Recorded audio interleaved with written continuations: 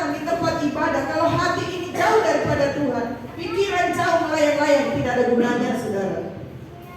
Ya, karena yang Tuhan ukur adalah hati kita, pikiran kita. Tuhan lihat apakah benar-benar kita mengasihi Tuhan dengan sungguh-sungguh. Baik saudara, kita mari buka sama-sama di dalam 2 Timotius ayat yang ketiga. 2 Timotius 3 ayat yang pertama sampai dengan kelima. 2 Timotius 3 ayat yang pertama sampai dengan ayat yang kelima. Bunyinya demikian. 2 Timotius 3 ayat pertama mulai. Perikopnya keadaan manusia pada akhir zaman. Ketahuilah bahwa pada hari-hari terakhir akan datang masa yang sukar.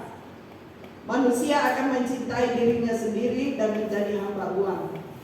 Mereka akan membual dan menyombongkan diri. Mereka akan menjadi pemfitnah. Mereka akan berontak terhadap orang tua dan tidak tahu berterima kasih. Tidak mempedulikan agama, tidak tahu mengasihi, tidak mau berdamai, suka menjelekkan orang, tidak dapat mengekang diri, garang, tidak suka yang baik. Ayat keempat, suka mengkhianat, tidak berpikir panjang, berlaga tahu, lebih menuruti hawa nafsu daripada menuruti Allah. Secara lahiriah mereka menjalankan ibadah mereka, tetapi pada hakikatnya mereka memungkiri kekuatannya. Jauhilah mereka ini. Saudara, menjadi pertanyaan saya, bisakah saudara menjauhi orang-orang yang demikian? Bisakah saudara? Sementara dalam sifat-sifat manusia akhir zaman ini juga ada dalam kehidupan kita. Salah satu dari sifat itu pasti ada dalam hidup kita. Kalau kita tidak sungguh-sungguh tidak bertobat dalam Tuhan dan tidak memperbaiki hidup kita. Firman Tuhan ini berbicara tentang keadaan akhir zaman, di mana manusia memiliki sifat karakter yang berbeda-beda. Kalau saya meneliti firman ini, ada 18 sifat manusia dalam firman ini. Seperti tadi yang tertera, manusia suka mencintai dirinya sendiri. Bagaimana dikatakan manusia mencintai dirinya sendiri, saudara?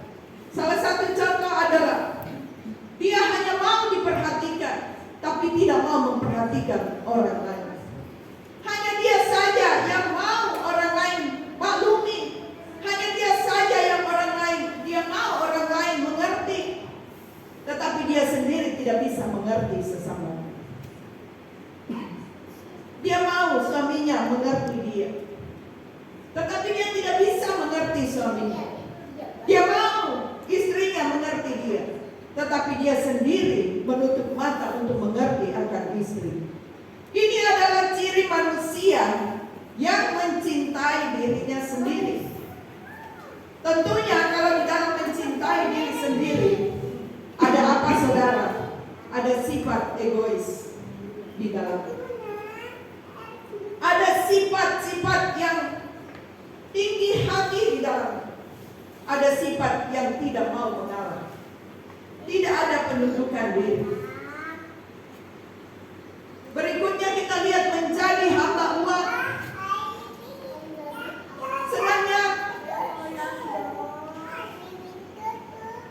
Senangnya duit, saudara.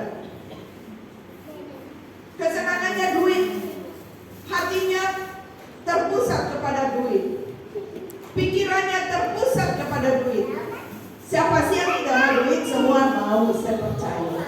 Tetapi berlebihan itu yang tidak baik.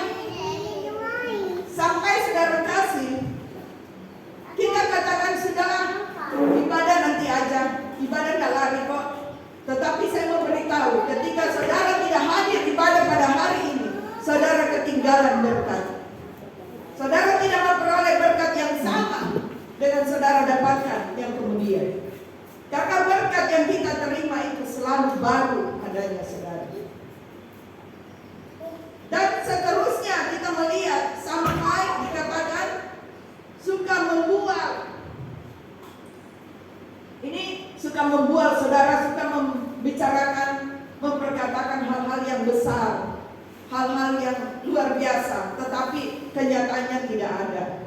Contoh soal saya katakan, tadi saya datang saudara, saya naik Mercedes. Mercedes saya parkir di depan. Tetapi ternyata itu bukan punya saya, itu punya orang. Nah, di dalamnya ada kebohongan. Itu namanya membuat. Atau mengatakan bahwa saya punya duit banyak, tapi ternyata tidak ada. Ini juga tergolong orang yang angkuh, sombong. Di hal yang keempat adalah menyombongkan diri, pemfitnah. Firman Tuhan katakan orang yang sombong akan direndahkan.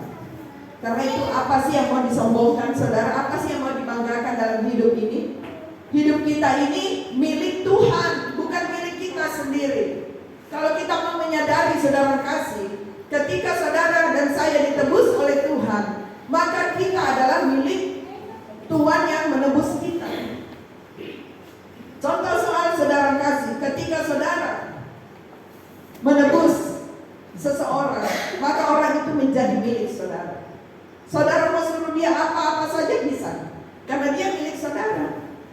Dia tidak punya kuasa, tidak punya hak untuk berjalan dengan sendirinya tanpa perintah daripada saudara. Begitupun dengan kita, dengan Tuhan Yesus. Tuhan Yesus sudah menebus saudara dan saya, berarti kita ini adalah milik daripada Tuhan. Dan kita tidak boleh berbuat apa-apa tanpa seizin daripada Tuhan. Karena itu Rasul Paulus sangat memaklumi dan sangat percaya dan dia sangat mengerti bahwa dia ini adalah hamba. Rasul Paulus itu hamba, tidak lebih dari itu. Dia hambanya Yesus. Jadi apapun yang Yesus sampaikan, dia harus lakukan. Apapun yang Yesus perintahkan, dia harus kerjakan. Dia tidak berani berjalan sendiri tanpa tuntunan daripada Yesus itu. Begitupun dengan saudara dan saya. Jangan kita menjadi angkuh, menjadi sombong. Apa sih yang disombongkan? Hartamu saudara kasih, hartamu tidak akan membawa kamu selamat. Kekayaanmu, kekayaan saudara dan saya tidak akan membawa selamat. Itu hanya titipan Tuhan. Ketika saudara punya duit banyak, miliaran, itu hanya titipan daripada Tuhan. Di dalamnya ada milik orang lain. Saudara punya harta berlimpah, itu juga titipan Tuhan. Satu saat nanti Tuhan akan menuntut pertanggungjawaban dari saudara. Karena itu tidak perlu kita banggakan. Saudara penuh karunia, apa sih yang saudara banggakan dengan karunia itu? Karunia itu Tuhan berikan dengan cuma-cuma kepada saudara. Kita tidak bayar, kita tidak beli. Karunia itu diberikan cuma-cuma.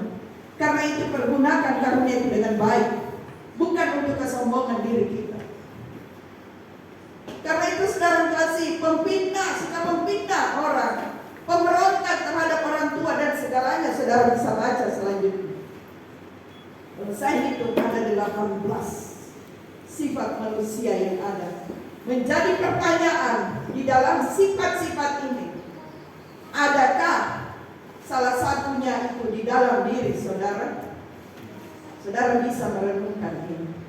Kalau saudara suka menjelekkan orang lain, berarti saudara adalah manusia akhir zaman, yang nantinya kalau saudara tidak bertobat, saudara akan dilemparkan. Karena itu saudara akan datang masa yang sulit, itu mencapai puncaknya selama 3,5 tahun saudara, sebelum kedatangan Tuhan kedua kali. Ya, akan datang masa yang sulit itu. Kita lihat di dalam Daniel 9 ayat 24 sampai 27. Dikatakan 70 kali 7 masa telah ditetapkan atas bangsamu dan atas kotamu yang kudus, untuk melenyapkan kefasikan, untuk mengakhiri dosa, untuk menghapuskan kesalahan, untuk mendatangkan keadilan yang kekal, untuk menggenapkan penglihatan dan nabi, dan untuk mengurapi yang maha kudus. Maka ketahuilah dan pahamilah Dan saat firman itu keluar, yakni bahwa Yerusalem akan dipulihkan dan dibangun kembali, sampai pada kedatangan seorang yang diurapi, seorang raja ada 7 kali 7 masa dan 62 kali 7 masa lamanya kota itu akan dibangun kembali dengan tanah lapang dan paritnya, tetapi di tengah-tengahnya kesulitan. Saudara lihat, Israel yang ada saat ini sedang dibangun. Mereka sedang menata diri kembali. Mereka sedang memperkuat diri mereka, saudara. Firman Tuhan di Daniel ini digenapi. Dan sampai masa di mana Tuhan Yesus datang sebagai raja di atas segala raja. Tetapi itu dibangun di tengah kesulitan. Saudara lihat, dunia ini penuh dengan kesulitan. Bangsa Israel terus membangun, saudara, memperkuat keadaan mereka. Mereka sudah dipulihkan. Kalau saudara mengerti firman, saudara akan melihat bahwa akhir zaman ini ada saat ini di mana saudara ada. Kita ada di akhir zaman ini. Apa yang harus saudara buat dan saya buat? Karena itu 3,5 tahun saudara kasih. Dan kita lihat ayat 27, raja itu akan membuat perjanjian itu menjadi berat bagi banyak orang selama 1 kali 7 masa. Pada pertengahan 7 masa itu, ia akan menghentikan korban sembelihan dan korban santapan, dan di atas sayap kekejian akan datang yang membinasakan, sampai pemusnahan yang telah ditetapkan menimpa yang membinasakan. Siapa yang membinasakan? Adalah antikris, saudara. Antikris akan dibinasakan. Siapa yang membinasakan? Adalah Yesus, raja di atas segala raja. Ini akhir zaman, saudara kasih, yang mendebarkan hati kita semua. Tingkat rohani seseorang diukur pada zaman saat ini, saudara kasih. Saudara tahu tingkat rohani orang-orang Kristen akhir zaman adalah tingkat rohani yang mulai turun. Dia akan menyusut, saudara kasih. Kenapa bisa menyusut? Karena dosa. Dosa yang banjir di tengah dunia ini, saudara. Dosa yang merajalela di atas muka bumi ini. Itulah yang membuat rohani manusia atau rohani umat-umat Tuhan mulai menurun. Kecuali mereka yang sungguh-sungguh di dalam Tuhan, mereka terus dibuat kuat oleh Tuhan, mereka terus diperlengkapi oleh Tuhan, mereka terus diberikan, saudara kasih, cahaya terang kemuliaan Tuhan dalam hidupnya, sehingga dia kuat dan mampu untuk melewati hidup yang sukar dan sulit ini. Karena itu kita sudah membaca ada 18 sifat manusia akhir zaman ini, saudara kasih. Itu sangat mengerikan jika kita tidak bertobat. Saudara bisa setelah pulang nanti saudara kembali baca firman Tuhan ini, dan saudara koreksi diri saudara. Adakah sifat-sifat ini dalam diri saudara masing-masing? Kalau ada, secepatnya saudara bertobat. Kalau ada, secepatnya saudara menjauhkan itu dari hidup saudara. Saya teringat dengan pidato daripada Bapak Presiden. Ya. Dia mengatakan seperti ini. Jokowi katakan bahwa ada 60 negara akan ambruk ekonomi mereka. Sesuai data dari Dana Moneter Internasional. Jadi 60 negara di dunia ini diperkirakan bakal ambruk, saudara. Bahkan 40 negara telah dipastikan merosot. Apa yang merosot adalah ekonomi. Lalu saudara kasih, Presiden mengatakan, dia mengatakan kepada seluruh menteri supaya mereka tiap-tiap menteri itu peka terhadap kondisi yang sedang melanda saat ini. Antisipasi berbagai kemungkinan bisa terjadi. Imbasnya apa di Indonesia? Adalah keuangan. Dampaknya apa saudara? Ketidakpastian itu adalah sektor ekonomi dan energi. Itu pesan daripada Bapak Presiden Jokowi. Jadi berdampak ya pada ekonomi dan juga energi. Saudara bisa lihat bagaimana harga-harga di luar sana sudah mulai naik ya. Kenaikan harga-harga di pasaran, dan ini sebagai bukti saudara kasih bahwa kuasa kegelapan, roh jahat sedang menggoncang ekonomi. Dia terus menggoncang ekonomi ini sampai satu saat ekonomi itu dikendalikan dan menjadi satu mata uang tunggal. Saudara kasih, seluruh bumi dunia akan memakai satu mata uang tunggal. Ini adalah cara kerja dari antikris, saudara. Dia mempersulit keadaan orang-orang yang ada di bumi ini. Jadi jangan heran saudara bekerja setengah mati, kalau bisa kepala di bawah kaki di atas, penghasilan saudara hanya sedikit. Ya, jangan heran saudara, karena itu sudah terjadi dan digenapi. Firman Tuhan digenapi.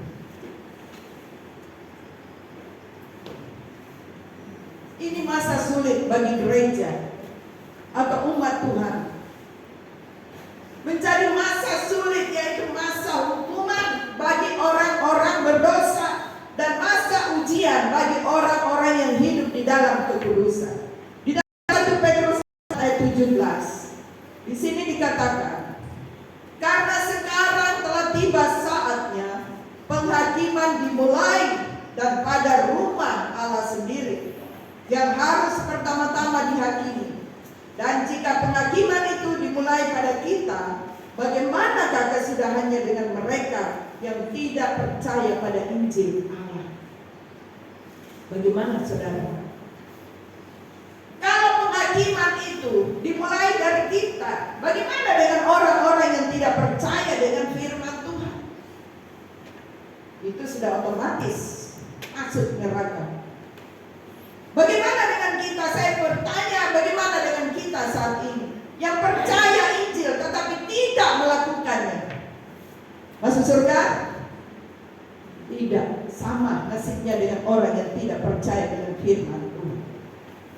Kita tahu Yesus juru selamat, tapi kita tidak mau lakukan apa yang Yesus sampaikan kepada kita. Saudara, bagaimana sakitnya hati ini ketika kita menyuruh anak-anak kita. Kita katakan kepada anak kita, "Nak, tolong antar mama ke pasar." Anak kita katakan, "Iya, Ma." Tetapi dia tidak bergerak. Dia hanya di tempatnya saja. Dia main game terus di tempatnya. "Nak, tolong nak." "Ya, Ma." Tapi tidak bergerak. Sampai kita jengkel, kita marah, sakit hati. Begitulah Tuhan Yesus. Ketika Tuhan Yesus katakan kepada saudara dan saya, "Hai anakku, carilah wajahku lewat firman-Ku. Datanglah kepadaku, bersekutulah dengan aku, menyembah aku di dalam roh dan kebenaran." Tetapi kita hanya katakan, "Ya Tuhan," tapi kita tidak lakukan. Ketika kita masuk dalam masa kesukaran besar terjadi, ketika Roh Kudus itu diangkat dan orang-orang kudusnya diangkat, kita baru mau mencari Tuhan, terlambat saudara. Makanya dari sekarang, saudara dan saya mendengar firman ini, secepatnya saudara berubah. Secepatnya saudara betul-betul hidup dalam pertobatan. Firman Tuhan katakan dalam 1 Petrus 4 ayat 17, hukuman dimulai dari rumah Allah. Maksudnya dimulai dari hidup orang-orang Kristen yang hidup di dalam dosa, saudara kasih. Sehingga mereka mengalami yang namanya masa kesukaran. Mereka tidak akan tahan dalam masa kesulitan ini. Kesulitan ekonomi saja mereka rasakan sudah pahit, saudara. Sehingga untuk kebutuhan ini dan itu tidak tercukupi, akhirnya pergi mencuri, pergi menipu. Kalau itu sudah terjadi, apakah itu bukan dosa? Dosa. Dosa semakin bertambah, semakin bertambah. Saudara kasih, mereka menjadi pahit hati terhadap sesamanya dan memberontak terhadap Tuhan, saudara kasih, sehingga mereka jatuh dalam berbagai-bagai dosa. Hukuman akan datang kepada mereka yang tidak mau bertobat. Sementara orang yang hidup dalam kekudusan juga mengalami masa yang sukar ini. Kita sama-sama seperti lalang dan gandum. Dia hidup bersama. Kambing dan domba hidup bersama. Begitupun orang berdosa dan juga orang yang mau hidup dalam kekudusan bersama-sama, saudara kasih, mengalami situasi kondisi yang sama, yaitu kesukaran. Tetapi bagi orang yang hidup dalam kekudusan Tuhan, ini merupakan ujian bagi mereka. Ya.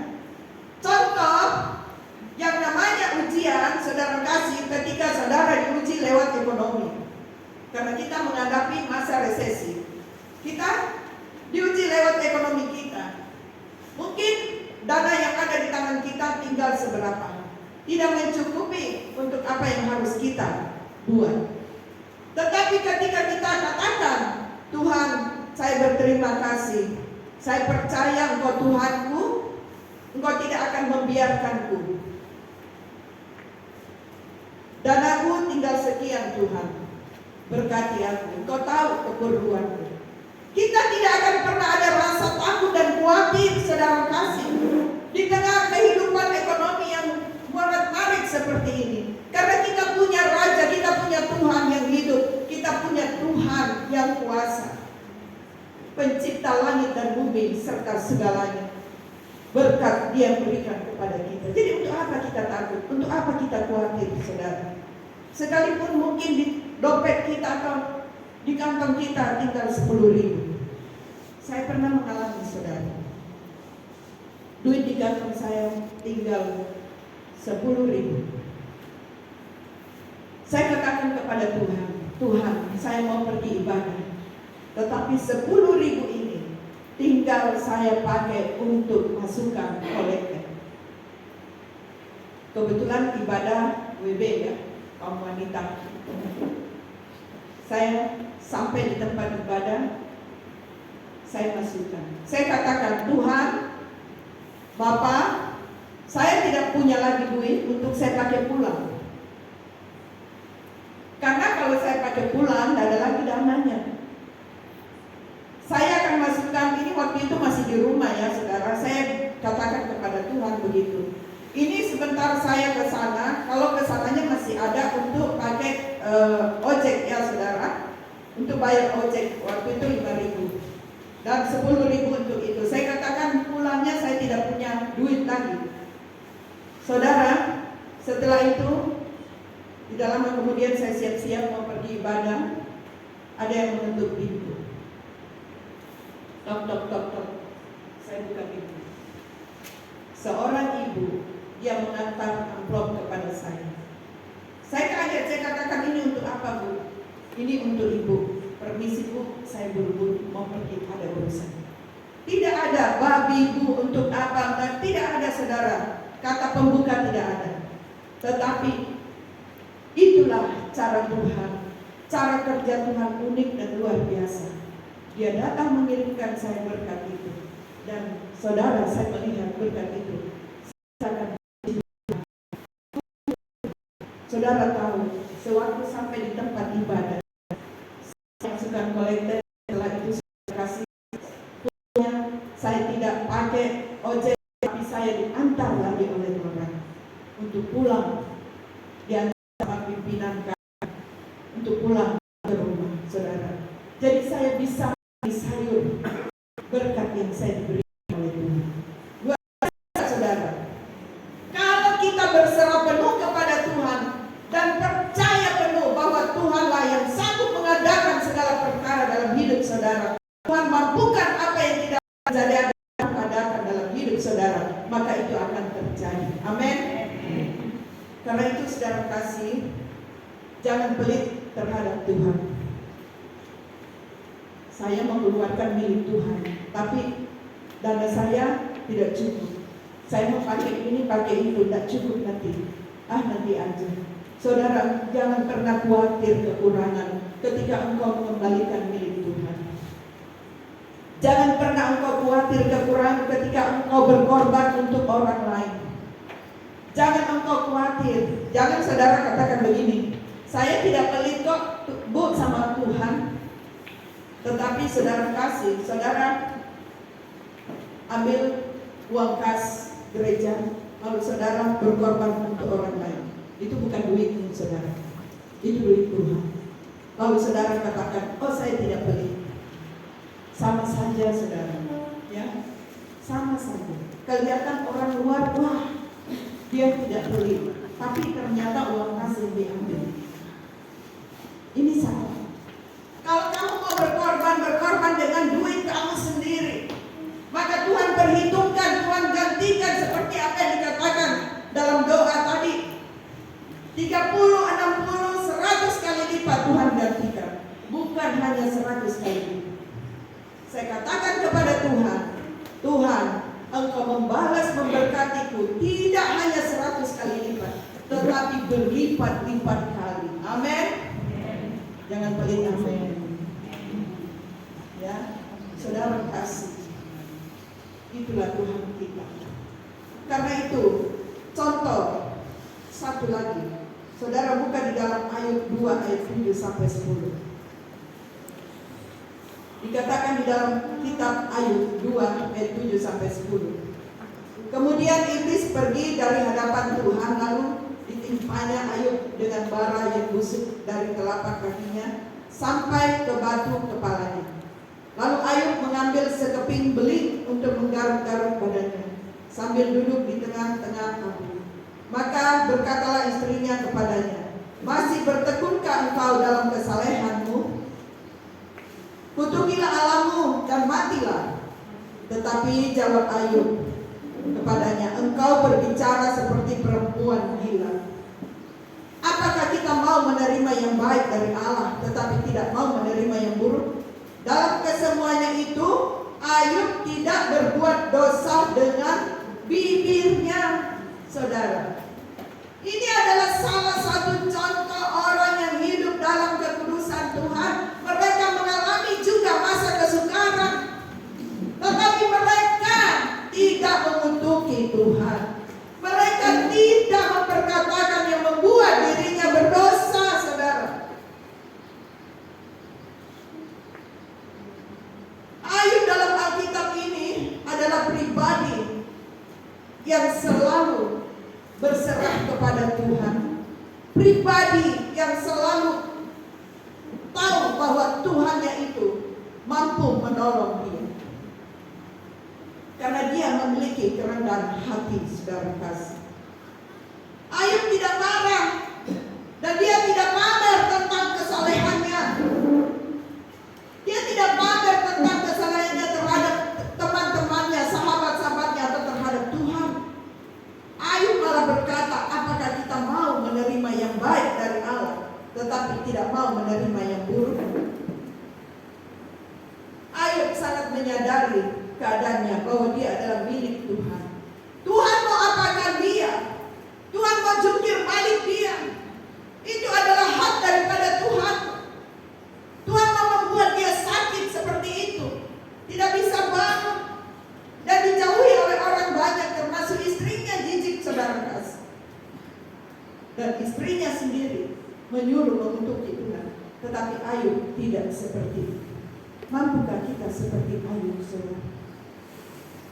Karena itu saudara kasih, kalau saudara pelajari kisah Ayub, saudara akan terbangun. Saudara pelajari kisah Rasul Paulus, saudara akan terbangun iman saudara. Karena dua pribadi ini adalah tokoh yang sangat saya senangi. Kenapa saudara? Karena di dalamnya ada kerendahan hati dalam hidup mereka. Mereka sekalipun difitnah, dihina, mereka tidak mundur, saudara kasih. Sekalipun mereka diremehkan, dilecehkan, mereka tidak undur, mereka tetap maju mengasihi Tuhan. Karena dia tahu bahwa hidupnya ini adalah milik Tuhan. Karena itu Rasul Paulus katakan, hidupku bukan aku lagi, melainkan Kristus yang ada dalam hidup. Mati adalah keuntungan, hidup menghasilkan buah. Bagaimana dengan saudara dan saya? Apakah hidup kita ini bisa menghasilkan buah yang manis, saudara? Tak usah dulu itu, buah pertobatan dulu.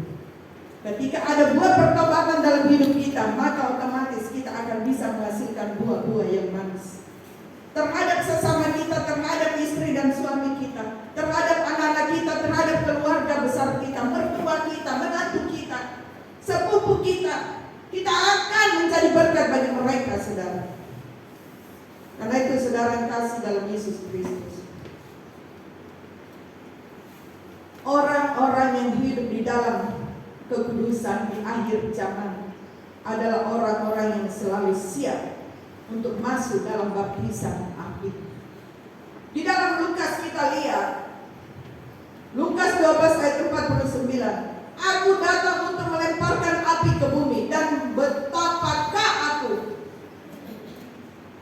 harapkan api itu telah menyala.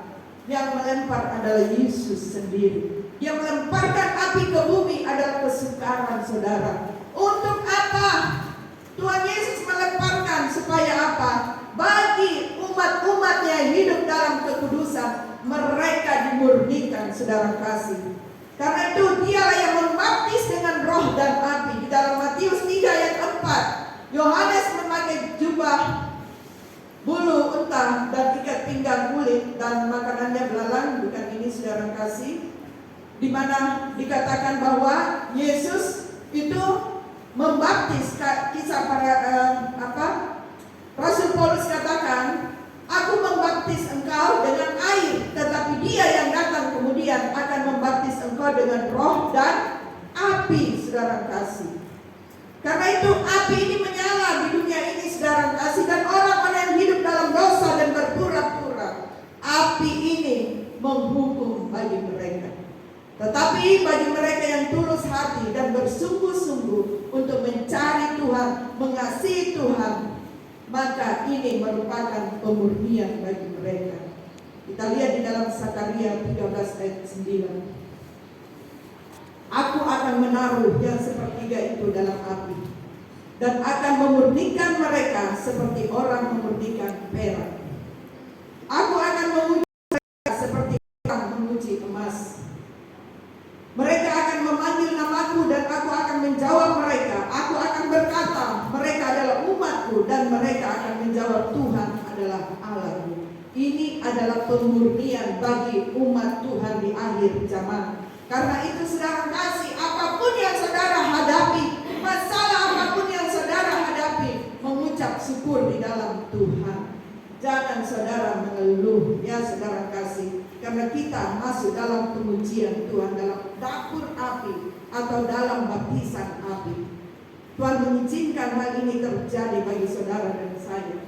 Kita diolah, saudara kasih, di dalam Ibrani 2 ayat 10, sebab memang sesuai dengan keadaan Allah yang baginya dan olehnya segala sesuatu dijadikan, yaitu Allah yang membawa banyak orang kepada kemuliaan, juga menyempurnakan Yesus yang memimpin mereka kepada keselamatan dengan penderitaan. Jadi kita harus diolah lewat penderitaan.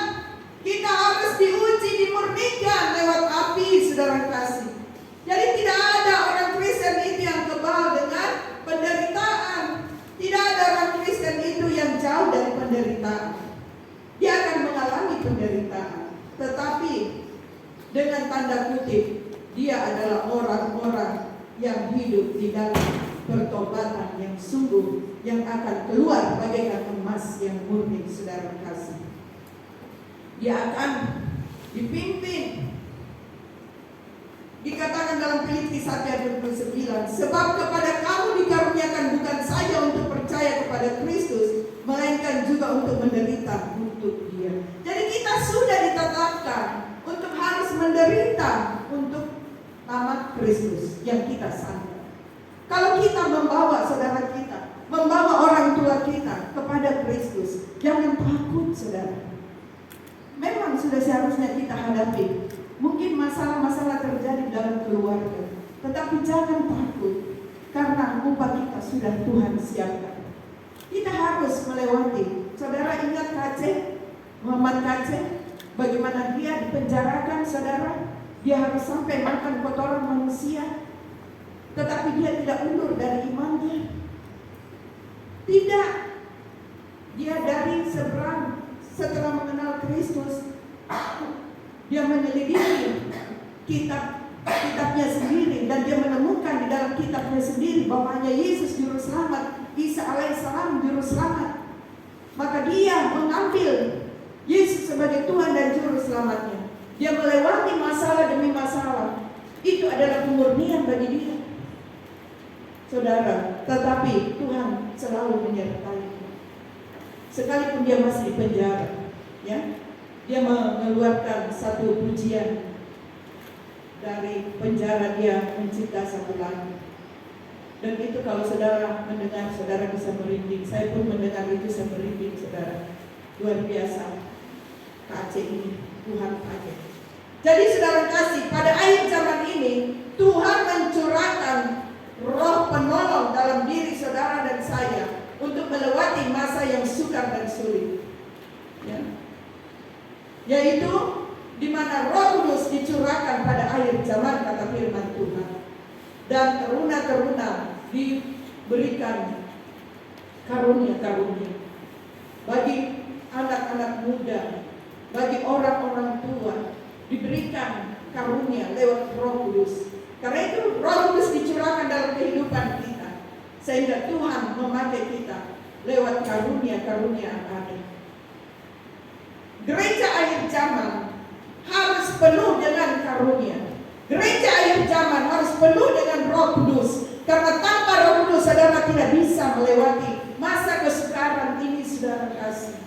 Secupa gandum sedindar harganya, itu akan terjadi. Saudara seharian mencari duit, tetapi saudara kasih, saudara hanya memperoleh sekali makan, saudara. Itu secupa gandum sedindar harganya. Kenapa? Karena dosa semakin merajalela di atas muka bumi.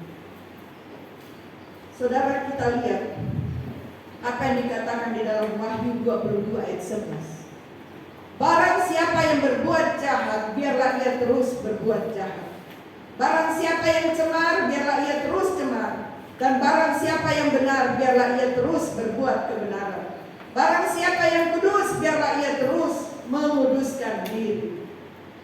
Saudara, kita lihat bahwa saat ini adalah saat di mana dosa dan kesucian itu meningkat menuju ke kesempurnaannya masing-masing.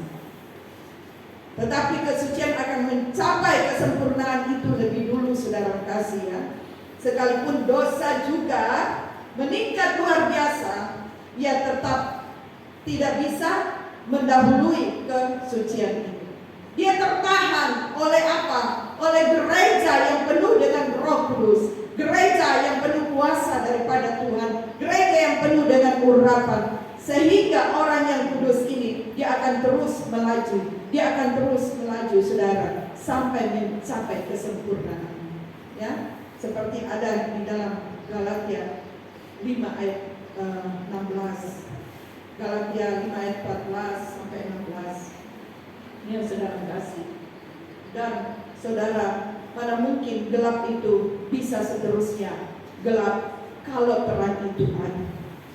Selama umat-umat Tuhan masih ada yang hidup dalam kekudusan Tuhan, yang takut akan Tuhan, mereka terus berdoa, maka saudara kasih, mereka terus memperbaiki hidup mereka dari hari ke hari.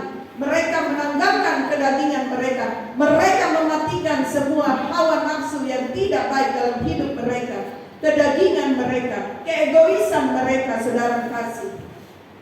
Maka saudara kasih, dosa itu tertahan. Orang-orang kudus Tuhan akan terus melaju sampai mencapai kesempurnaan. Kesempurnaannya di mana, saudara kasih? Kesempurnaannya ketika Tuhan Yesus datang mengangkat mereka sudah sempurna. Saudara, maukah saudara melihat diri saudara sekarang? Maukah kita menyadari keadaan kita sekarang? Sebentar kalau kita seminar saudara bisa melihat posisi saudara itu di mana. Dengan demikian saya harapkan saudara berlomba di dalam iman, berlomba di dalam kasih Kristus, ya. Ketika Roh Kudus dan umat-umat Tuhan yang kudus sudah diangkat, maka apa yang terjadi? Barulah dosa itu bekerja dengan luar biasa. Itu masuk masa antikris. Masa kesukaran besar terjadi, saudara kasih. Di situ dosa semakin berkembang, dosa semakin maju, saudara. Dia akan menuju kepada kesempurnaannya. Karena masa antikris, saudara, tidak ada lagi Roh Kudus, tidak ada lagi orang-orang kudus, terangkat semua. Banyak di akhir zaman ini orang-orang menantikan untuk diangkat.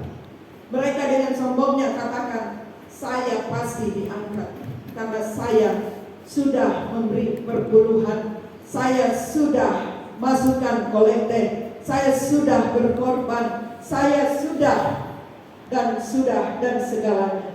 Tetapi saudara kasih, ketika dia masih memiliki kepahitan di hatinya, ketika dia masih suka mengejek orang lain, ketika dia masih suka memfitnah orang lain, ketika dia masih suka jengkel terhadap orang lain, tidak bisa memaafkan orang lain, maka jangan bermimpi untuk bisa masuk dalam kerajaan surga.